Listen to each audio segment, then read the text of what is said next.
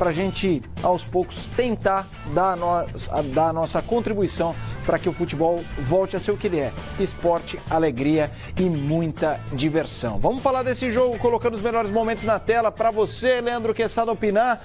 Deu Flamengo 100% de aproveitamento. É um início realmente muito bom do Flamengo, né? Há uma expectativa enorme em relação ao que o Flamengo poderá fazer nessa temporada. Já tinha um time muito competitivo no ano passado. Faltou o Campeonato Brasileiro, né? Brigou até as últimas rodadas para tentar ser campeão. Perdeu a vice-liderança, é verdade, e o segundo lugar do campeonato para o Santos. Mas esse ano um time que vai estar melhor montado pelo Zé Ricardo, que já conhece tudo, sabe das deficiências, sabe dos pontos fortes da equipe do Flamengo. O Berril está chegando, ainda não é o titular, não é verdade, mas em breve eu acho que o Berril ganha essa posição. Lá para abril, maio, mais tardar junho, o Conca se transforma numa realidade, ou seja, vai voltar a jogar bola vestindo a camisa do Flamengo. Então as notícias são excelentes, né? Só tem notícia boa que espera o time do Flamengo. Aí é um jogo, claro, ganhou o Flamengo, poderia ter ganho o Botafogo. O Botafogo está muito concentrado na Libertadores da América, não é? Às vezes dá uma desfocada. Que foi polêmico também, Leandro Quesada, do gol do Botafogo. Que o bandeirinha ali assinalou, mas o juiz não apitou, o Trauco parou, eles e o do conseguem... Cearense foi. Mas estava à frente. Estava impedido? O que vai receber a bola agora... O Guilherme estava limpo no lance, né? Para quem a bola vai. Mas na sequência da jogada, o jogador estava em posição de impedimento anteriormente, né? Não, mas no cruzamento também, na hora de que ele cabeceia? Antes. Mas aí você acha que o árbitro foi bem em dar a vantagem porque a bola foi para o Guilherme, né? Esse é um lance muito difícil para a arbitragem. A gente precisaria rever novamente o lance por outra câmera, mas parece que o jogador que recebe a bola está um pouquinho atrás do último marcador. E essa jogada, uma bicicleta do Rafael Vaz, um toque de calcanhar do Berril e o Everton completando 200 jogos fazendo gol. Isso que eu ia falar do Everton, na sequência estava falando do Berril, não é? É só chegar jogador que aqueles que estão, parece que eles... Dá um ânimo, né? O Ceni falou, a gente já vai falar sobre o São Paulo, mas ele falou a importância da competição dentro de um grupo. Eu gosto muito de falar com torcedores, e aí eu falo com alguns flamenguistas, como eu falo com botafoguenses, tricolores, vascaínos aqui no Rio e lá em São Paulo, enfim... E nas equipes que eles formam, os flamenguistas, o Everton está em alguns times, nos outros não, tal.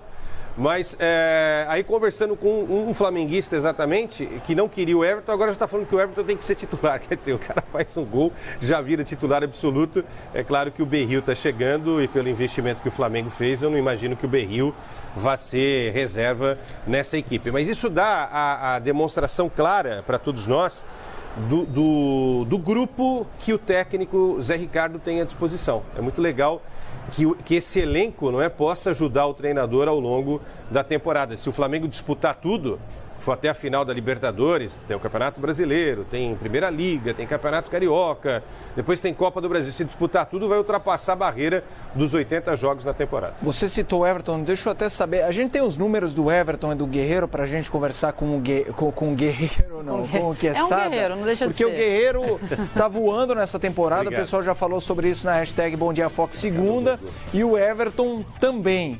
Aí a gente tem, vamos então para a briga, que são lamentáveis, a gente vê imagens do pessoal se locomovendo. Leandro Quesada, mais uma vez, pancadaria em um clássico do futebol. O pessoal se preparando para ir para o trabalho. Clássico.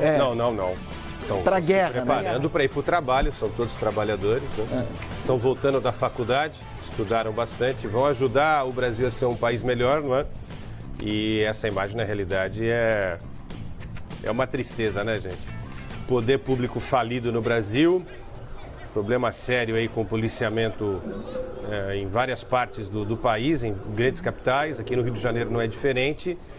E ontem apenas 160 policiais para fazer a segurança num clássico entre duas grandes torcidas aqui do futebol do Rio, não é?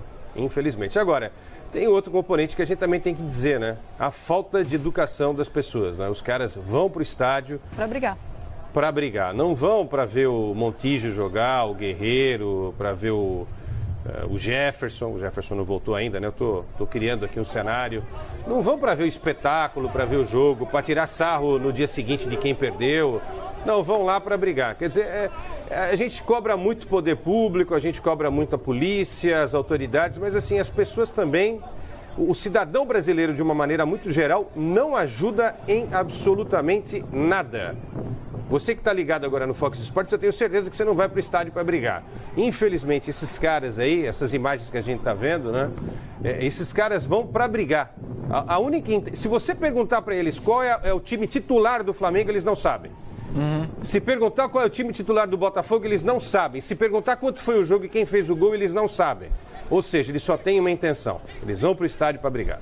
Não, realmente a gente sabe disso, a gente viu até a imagem, né, de dentro do metrô, do ônibus, de como eles foram até lá, não estavam indo para assistir nenhuma partida, vocês estão vendo que as imagens são feitas de dentro do Engenhão, dentro do estádio Newton Santos, porque foi o único lugar que a nossa equipe de reportagem encontrou alguma segurança num cenário que é de guerra, realmente. Então, algo lamentável,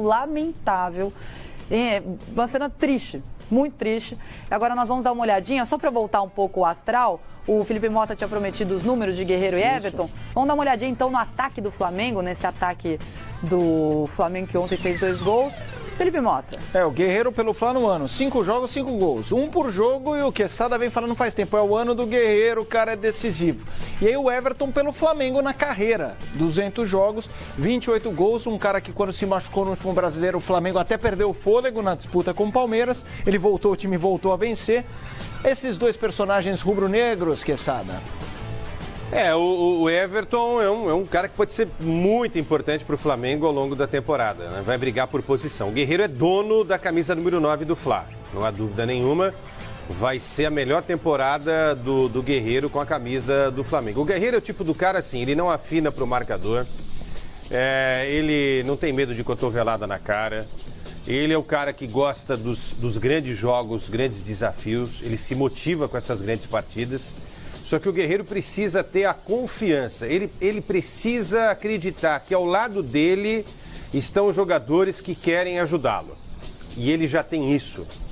E tendo isso, é só botar no piloto automático que o Guerreiro vai adiante. Podem me cobrar, mas o Guerreiro vai cansar de fazer gols nessa temporada e gols importantes para ajudar o Flamengo. Quesada, Helena, muita gente na hashtag Bom Dia Fox segunda participando, falando sobre o jogo, alguns dizendo que queria tanto ter ido para o Engenhão, mas não vou mais em função das brigas, o que é uma pena, isso é uma morte para o futebol brasileiro.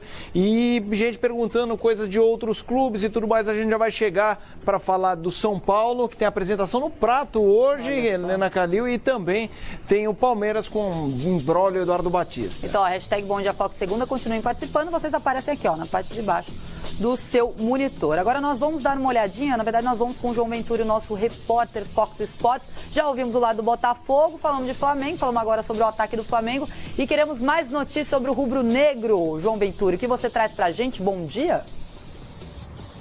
Bom dia, Helena, bom dia, Fox, bom dia para todo mundo. Tô ouvindo aí toda essa discussão no estúdio, pois é. Mas vale a gente ressaltar um ponto importante também, aí, Quesada e amigos, que ontem todos os clubes do Rio de Janeiro, os 4 grandes, jogaram no Rio, né? Tivemos o clássico no estádio Newton Santos, Flamengo e Botafogo. Em Volta Redonda tivemos o Vasco visitando o Volta Redonda e tivemos ainda Fluminense e Bangu jogando em Los Lários. E diante da situação atual que o país vive, toda essa questão de insegurança, a gente está vendo aí no Espírito Santo, também tinha riscos da polícia do Rio de Janeiro parar na semana passada, ou seja, o efetivo já é pequeno para o dia a dia. E quando a gente tem grandes eventos acontecendo simultaneamente, onde exige a presença maior de policiais e ainda na alta temporada que a gente passa aqui no Rio de Janeiro, né, muitos turistas indo para cá, as praias sempre cheias, fica muito complicado da Polícia Militar conseguir dar conta de cobrir tudo isso, né? São eventos grandes, são eventos que exigem um policiamento muito maior, um efetivo muito maior, e 3 eventos desse acontecendo ao mesmo tempo, fica complicado de fato para a polícia poder deslocar todos os policiais para fazer a guarda de tudo o que está acontecendo aí. as cenas são lamentáveis, claro que isso não justifica, né? Os clubes também contratam segurança particular para poder manter a calma e a ordem no local, mas realmente é lamentável tudo que a gente viu ontem, horas antes do clássico, no entorno do estádio, tiroteio, muitos tiros, vítimas fatais também, uma vítima fatal, o outro torcedor bastante mal ainda no hospital. Então, quer dizer, a situação é muito grave e envolve muito mais do que a esfera esportiva, né? Vai uma esfera muito maior, a esfera política aí também, envolvendo questão da Polícia Militar e também da segurança em todo o país, né? É um problema que a gente vem vivendo dia a dia, a realidade muito pior no Espírito Santo, mas aqui no Rio de Janeiro, a gente que vive aqui, a gente sabe que também a falta de policiamento é muito grande e quando acontecem eventos grandes como esse simultaneamente fica ainda mais complicado. E a gente critica muito a postura de algumas pessoas que a gente chama de torcedor, mas a gente vê que a briga entre Flamengo e Botafogo que começa já por parte das diretorias. Isso não é de agora. Começou já no desentendimento desde o caso do William Arão, depois trocas de farpas através das redes sociais, teve o caso da Ilha do Governador, depois o Botafogo não aceitou ceder o estádio Newton Santos para que o Flamengo pudesse jogar lá, ou seja, muita briga da diretoria e ontem, depois do jogo, as diretorias voltaram a se espetar através das redes sociais. Isso porque o Flamengo, a gente tem até uma imagem para mostrar aí, depois do jogo, o Flamengo acabou publicando na sua conta no Twitter, comemorando aí a vitória sobre o Botafogo, mas que não foi bem entendida assim pela diretoria alvinegra. Uma parte da publicação dizia pode correr, mas ainda assim pode chorar, né, comemorando a vitória, e a diretoria do Botafogo não entendeu dessa maneira, entendeu como uma afronta, entendeu também como uma apologia à violência por tudo que tinha acabado de acontecer do lado de fora do estádio Newton Santos. E aí um outro tweet do Flamengo acabou rebatendo ainda o Botafogo, dizendo que de forma alguma o Flamengo faria apologia à violência, que condenava qualquer atitude como essa, né, atitude antidesportiva, e que não tinha nada a ver uma coisa que o Botafogo tinha acreditado, que o Botafogo tinha entendido numa publicação do Flamengo. Então, assim, a briga começa do lado de fora, mas há uma briga interna também. Não tem violência, mas isso vai instigando cada vez mais o torcedor. E aí a gente sabe que o torcedor muitas vezes é irracional, perde a razão e aí acaba acontecendo fatos como esse que a gente presenciou ontem do lado de fora do estádio Newton Santos, pessoal.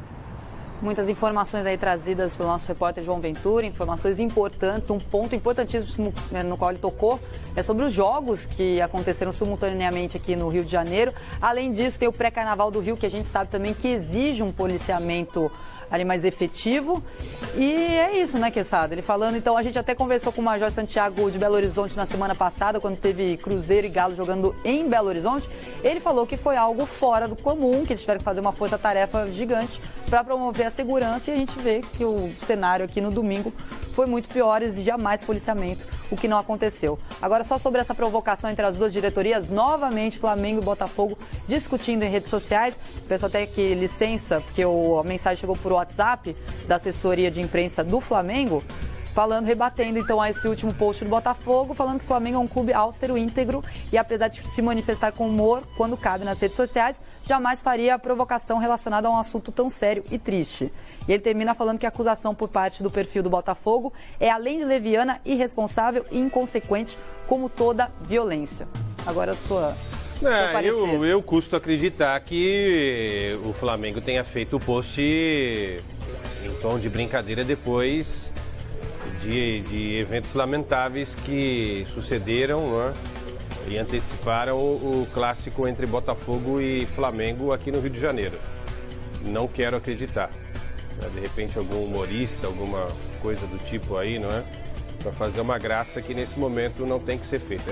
Realmente não. Eu acho que tem que ficar só no âmbito do futebol. Eu acho que o post do Flamengo foi no âmbito do futebol, como se nada tivesse acontecido fora dos campos de futebol. É a questão que a gente fala muitas vezes da conduta, né? Às vezes você perdeu o time, né? Como eu e a Helena estamos fazendo aqui, a gente vai chamar uma reportagem que é séria com um sorriso na cara. Então, eventualmente não teve a intenção, mas não era talvez o momento. Enfim, de qualquer forma, é bom que todos os ânimos diminua um pouco de torcedores e também nos clubes. Acho que é uma boa hora dos clubes levantarem uma bandeira de paz, porque o futebol brasileiro precisa disso. Pausa no futebol nacional, lembrando que daqui a pouco tem a apresentação do Lucas Prato no São Paulo, a gente vai falar dos